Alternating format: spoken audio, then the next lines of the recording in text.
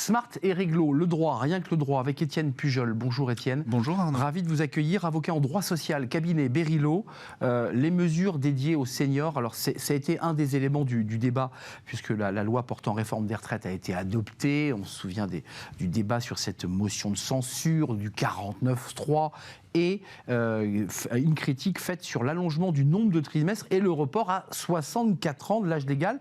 Et par ailleurs, avec un débat en creux, c'est celui du faible taux d'emploi des seniors. Ça, c'était aussi un peu le deuxième débat dans le débat. Oui, tout à fait. C'est un débat qui est essentiel, parce qu'effectivement, après que l'âge légal a été rabaissé de 65 à 60 ans en 81, on a constaté effectivement une baisse du taux d'emploi des seniors, comme on le dit, dans les années 80-90. Quand ça a été remonté, on constate, et la DARES a publié une étude en début d'année, qui montre qu'en fait, le taux d'emploi des seniors progresse de nouveau, et que donc, il y a déjà des effets positifs quelque part sur leur taux d'activité. Mais c'est un sujet, notamment pour les carrières longues, qui a été extrêmement prégnant pour les métiers à forte pénibilité, un peu moins pour le commun des mortels, des seniors dans la vie professionnelle. Alors un taux d'emploi des seniors qui a légèrement progressé, il est à 54,6, mais il est un peu en dessous d'ailleurs de la moyenne européenne, si je ne m'abuse. C'est exactement ça, c'est ça le problème, c'est comment faire en sorte que ce taux d'emploi progresse pour venir au niveau de l'Union européenne, voire le dépasser. Et donc il y a des mesures qui existent déjà, et puis il y a une mesure qui a été proposée dans les débats, puisqu'il y a eu débat. Et il y a eu débat. Alors il y a eu débat autour de ce fameux CDI senior, porté par la droite au Sénat, réintroduit pour être précis au sein de la commission mixte paritaire et validé au sein de CCMP, pour être très concret. Validé, mais en creux quand même, on renvoie la balle aux partenaires sociaux, donc qui sont descendus dans la rue jeudi dernier. Ils sont peu dans les bureaux, mais ils sont beaucoup dans la rue. Ils sont beaucoup dans la rue, et surtout on leur demande de travailler, et donc de travailler notamment sur ce CDI senior, pour lequel il y aura une phase d'expérimentation s'ils ne se mettent pas d'accord d'ici le 31 août, et sinon à compter du 1er septembre, il y a une phase d'expérimentation de 3 ans qui va être mise en place pour ce CDI senior, sachant qu'un CDD senior existe déjà. Alors c'est ce que je voulais vous dire, en fait on parle d'un CDI senior, mais il y a déjà une formule de CDD senior. Exactement, comment il fonctionne 15 ans, donc qui est peu connu, qui n'a pas beaucoup été abordé sur les médias, enfin je n'ai pas beaucoup de temps à suivre sur les médias, mais on n'a pas trop parlé, et pourtant c'est une mesure qui existe, alors qui n'est pas extrêmement connue, parce que effectivement le droit commun c'est plutôt le CDI, le contrat à durée indéterminée, mais il existe un contrat à durée déterminée, dérogatoire au CDD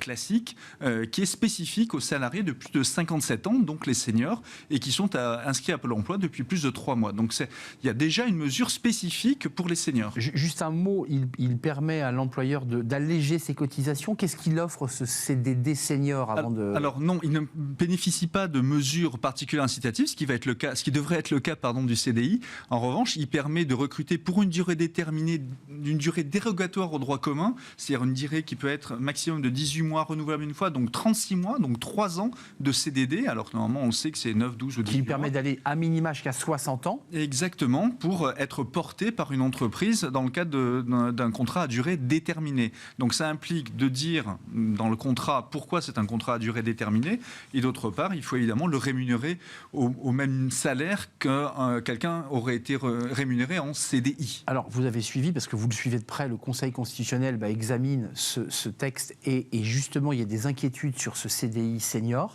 puisqu'on est dans le cadre d'un projet de loi de finances de la sécurité sociale, et certains disent que c'est un cavalier législatif, tout à fait. Qui n'a rien à voir dans le débat sur la réforme de la sécurité. Exactement. Alors, le principal point d'achoppement, je dirais constitutionnellement, d'après ce que j'en ai lu, c'est l'imposition pour les entreprises de plus de 300 salariés d'avoir un index senior, qui n'aurait a priori pas sa place là-dedans. Sur le CDI, je pense que c'est aussi pour ça que, alors que le Sénat avait mis en place, la droite au Sénat avait mis en place le CDI, en commission mixte paritaire, ils sont plutôt orientés vers une mesure transitoire, temporaire, et renvoyer la balle aux partenaires sociaux. Donc il appartient aux organisations patronales et salariales de se mettre rapidement autour de la table pour voir ce qu'ils peuvent mettre en place pour favoriser le taux d'emploi des seniors. Le taux d'emploi, avec une revendication, c'est l'idée de baisser le montant des charges qui pèsent sur le salaire d'un senior. Exactement. Et les entrepreneurs disent, nous on est prêts, mais baissez-nous les charges. C'est ça le débat. C'est exactement ça. En fait, le CDI, contrairement au CDD, bénéficiera d'une exonération des charges patronales sur l'assurance maladie et les cotisations familiales. salariale. Donc ça, c'est un premier point. En contrepartie, en revanche, il faut se souvenir que dans ce projet de loi, lorsqu'il sera promulgué, il y aura une augmentation des charges pour tout le monde de 0,1% sur la part patronale des salaires. Donc il va y avoir un renchérissement du coût du travail pour tout le monde, pour financer ces différentes mesures. Juste un mot avant de nous quitter. Vos clients, ce débat des seniors, il les traverse parce que quand on regarde vraiment l'état du marché, aujourd'hui les entreprises ont plutôt tendance à se séparer de leurs seniors qu'à trouver des formules pour les garder, voire les embaucher. Oui, alors c'est paradoxal. J'ai pas mal de sociétés qui sont dans la tech, donc le problème de seniors, ça se pose à partir de 36 ans, donc c'est pas trop. Mais nous sommes des seniors, Arnaud. 36 ans, seniors, terminé, hop. Il faut le savoir, nous sommes seniors.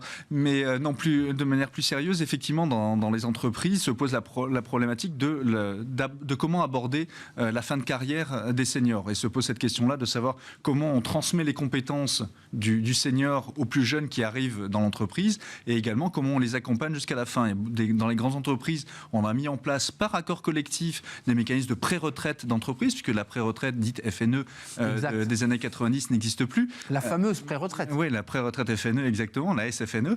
Mais en revanche, au niveau des entreprises qui ont les moyens de financer cela, eh bien, ça permet aux collaborateurs dits seniors de partir un peu en soufflé, c'est-à-dire il réduit sa durée du travail contre effectivement un maintien de sa rémunération. Ce qui serait peut-être une solution intéressante, c'est-à-dire d'adapter, de flexibiliser la durée de travail du senior. Exactement. La problématique à laquelle on est confronté, on a vu la contribution de Lalande que les plus anciens connaissent, et qui a été un effet contre-productif extrêmement néfaste au taux d'emploi des seniors, alors qu'il avait pour objectif de protéger le senior. Donc on marche vraiment sur des œufs quand on essaie de protéger une certaine catégorie de professionnels versus une autre. De Lalande, du nom du député ? Oui, exactement. Le fameux député de Lalande, du Loir-et-Cher.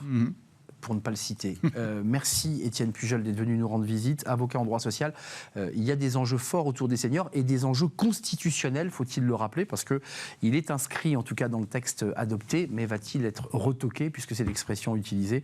On le saura évidemment dans quelques jours. Merci Étienne, avocat en droit social, cabinet Berilo. On fait une courte pause, on va se tourner vers le marché du travail. C'est l'occasion, à travers la rencontre avec le patron de Proman, de savoir quel est l'état du marché, l'intérim, le travail temporaire, le rapport aux seniors, l'embauche des jeunes évidemment. On fait le point juste après la pause dans un cercle RH qui est un grand entretien aujourd'hui.